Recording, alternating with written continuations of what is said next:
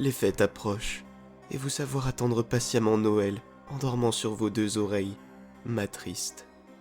Vos nuits sont bien trop calmes et paisibles à mon goût. Laissez-moi donc dignement les hanter, grâce au récit du calendrier creepy du carrousel.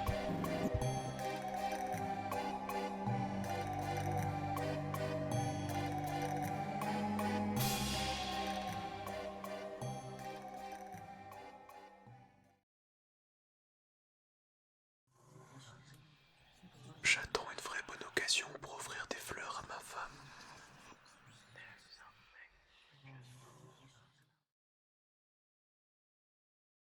Son enterrement, par exemple.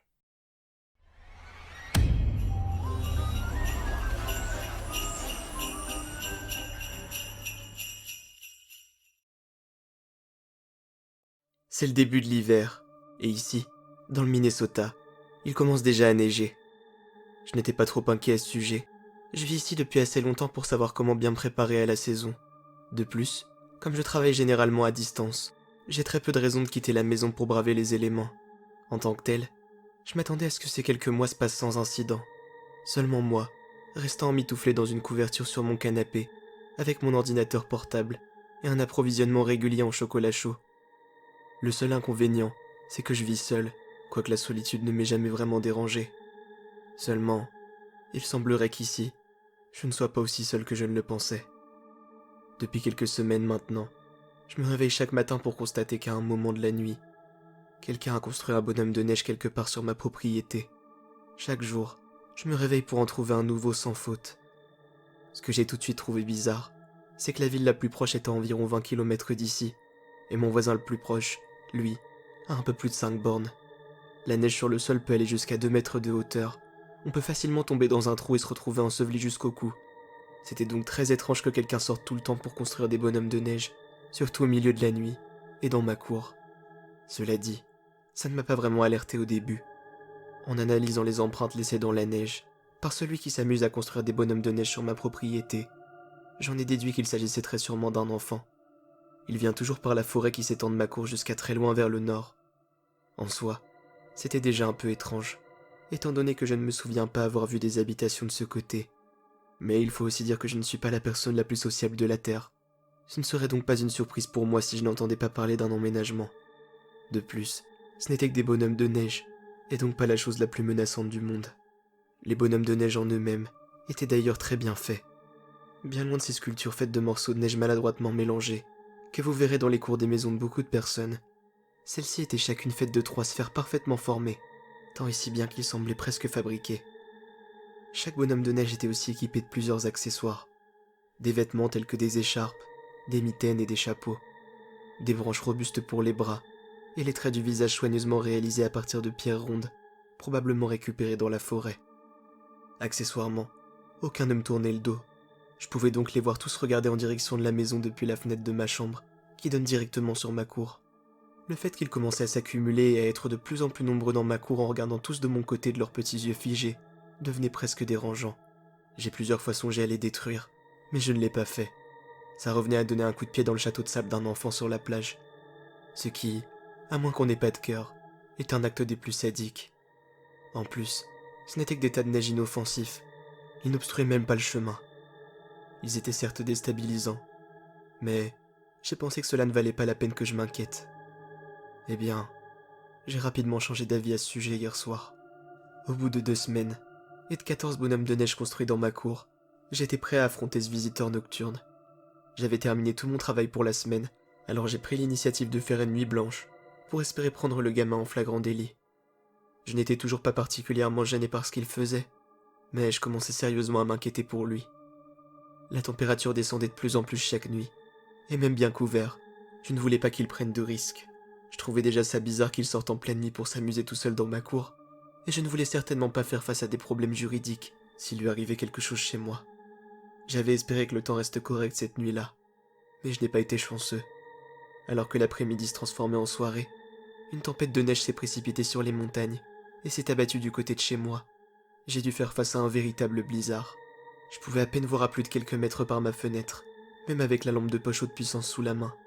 Dans ces conditions, J'ai pensé que le gamin n'allait pas pouvoir faire son voyage de nuit, mais j'ai tout de même décidé de rester debout au cas où. Vers 2 heures du matin, j'avais presque perdu toute trace de cet enthousiasme précédent. Je commençais à me lasser d'éclairer partout avec ma lampe de poche, et de ne voir que les silhouettes des bonhommes de neige les plus proches. Je m'étais plus ou moins convaincu qu'il était temps d'abandonner et d'aller dormir, mais je me sentais obligé de vérifier une dernière fois, ne serait-ce que pour satisfaire ce côté têtu de mon esprit, qui ne voulait pas admettre que j'avais perdu une soirée entière. J'aurais bien voulu être allé me coucher directement. Approchant d'une de mes fenêtres, j'ai lentement balayé ma cour avec le faisceau lumineux de ma lampe de poche. La tempête était toujours aussi forte, mais le vent avait commencé à s'atténuer considérablement. Je pouvais maintenant voir davantage de bonhommes de neige qui jonchaient ma cour. Malgré l'intensité du vent, aucun d'eux n'a été renversé. Avec le temps, les bonhommes de neige avaient tous formé une coquille extérieure de glace résistante. Il faudrait bien plus qu'une tempête de neige pour les faire bouger, et il durait probablement jusqu'au printemps. Cependant, quelque chose m'a tout de suite frappé. Il semblait presque plus proche de la maison qu'auparavant. Je ne savais pas si c'était juste une impression, ou si c'était vraiment le cas. Puis, alors que j'y réfléchissais, j'ai entendu un bruit de mouvement. Quelque chose avait bougé entre les bonhommes de neige. J'ai alors braqué le faisceau lumineux de ma lampe sur l'endroit où je pensais l'avoir vu. Mais il n'était plus là. Perturbé, j'ai continué de balayer ma cour avec ma lampe. Je m'étais presque convaincu que mon manque de sommeil commençait à m'atteindre, quand j'ai de nouveau entendu quelque chose. Le faisceau de ma lampe de poche passa rapidement à l'endroit d'où je pensais que le son provenait. J'ai à peine eu le temps de l'apercevoir, mais cette fois, j'en étais sûr. Quelque chose se déplaçait dans ma cour, et s'était réfugié hors de mon champ de vision. J'ai alors enfilé un manteau et une paire de bottes, et je suis sorti dans la cour. Non seulement, ce gamin était dans le pétrin, mais en plus, il était pieds nus. Où diable étaient les parents de cet enfant, et pourquoi ils ne le surveillaient pas mieux? J'étais tout sauf impatient de me jeter dans le blizzard, mais je savais que je devais le faire. Je ne savais même pas si ce gosse savait réellement où il se trouvait, et je n'allais sûrement pas le laisser mourir dans ma cour. Frissonnant, je suis sorti par ma porte arrière, allant directement vers le côté de la maison où je pensais qu'il était. J'avais espéré qu'il soit toujours près de la maison, pour ne pas avoir à m'aventurer trop loin dans le blizzard. Mais malheureusement, je pouvais en juger par ses empreintes qu'il s'était beaucoup éloigné. Je me suis alors dépêché de suivre les traces pour ne pas le perdre de vue. J'ai suivi ces traces jusqu'à m'éloigner considérablement de ma propriété, et à commencer à m'enfoncer dans la forêt. J'ai voulu crier pour l'appeler, mais j'y ai renoncé, craignant de l'effrayer. Je tendais les oreilles dans l'espoir d'entendre quelque chose, un nouveau bruit, ou encore même un appel, mais la neige étouffait tous les sons. Même avec ma lampe de poche, je commençais à ne presque plus rien voir, et je commençais même à avoir peur de me perdre. C'est alors que je l'ai entendu, une sorte de grattement, semblable à un petit animal essayant de se creuser un terrier. C'était le gamin. Du moins, j'aurais voulu que ce soit ça. J'ai fait de mon mieux pour être le plus silencieux possible en m'approchant. J'ai approché la source du son, qui semblait venir de derrière quelques buissons, et j'ai éclairé dans cette direction, en espérant qu'il ne soit pas effrayé par la lumière. J'ai toujours essayé de rationaliser, d'émettre des hypothèses logiques, de supposer des choses rassurantes. Mais lorsque le faisceau de ma lampe de poche s'est posé sur cette chose, recroquevillée dans la neige, j'ai rapidement réalisé que j'avais pris les choses beaucoup trop à la légère. La première chose que j'ai réalisée, c'est que ça n'était pas seulement pieds nus. C'était complètement nu, de la tête aux pieds. Mais c'était le cadet de mes soucis. Quand je me suis rendu compte que ce que je regardais n'était peut-être même pas humain. Sa peau était blanche avec des reflets bleus, à peine discernables à cause de la neige qui la recouvrait. Sa peau glacée était tendue sur ses os. Sa colonne vertébrale était plus qu'apparente sur son dos horriblement voûté, qui se prolongeait jusqu'à une queue courte et charnue. Ça avait à peu près la taille et la morphologie d'un enfant. Mais c'était tout sauf ça. On aurait cru un rat taupe, ou encore une sorte de chat sans poils. Il était courbé, ses mains noueuses ressemblant à des racines, agrippaient la neige environnante et en faisaient une grosse boule. Ses mouvements étaient effrénés et erratiques, comme un rongeur ou un cafard se précipitant sur le sol. Ça paraissait tellement irréel que mon esprit ne savait pas comment prendre la situation. Ça n'avait pas vu la lumière, il n'avait pas le moins du monde l'air de m'avoir remarqué. Alors tant bien que mal, j'ai essayé de m'enfuir discrètement. Manque de bol, j'ai marché sur une branche, et la créature s'est retournée aussitôt pour me faire face. Son visage était horriblement asymétrique. Rien n'allait. Ses yeux étaient bien trop petits, sa bouche bien trop grande. Ça n'avait presque pas de nez. Ses yeux noirs et brillants étaient rivés sur moi, et sa large bouche, pleine de dents aiguisées, était figée dans un grognement. Un horrible frisson traversa tout mon corps, bien plus glaçant que tout ce froid environnant. La chose laissa échapper un cri semblable au crissement d'une craie sur un tableau noir, et commença à s'avancer vers moi. J'ai crié en retour, tombant en arrière alors que je reculais désespérément.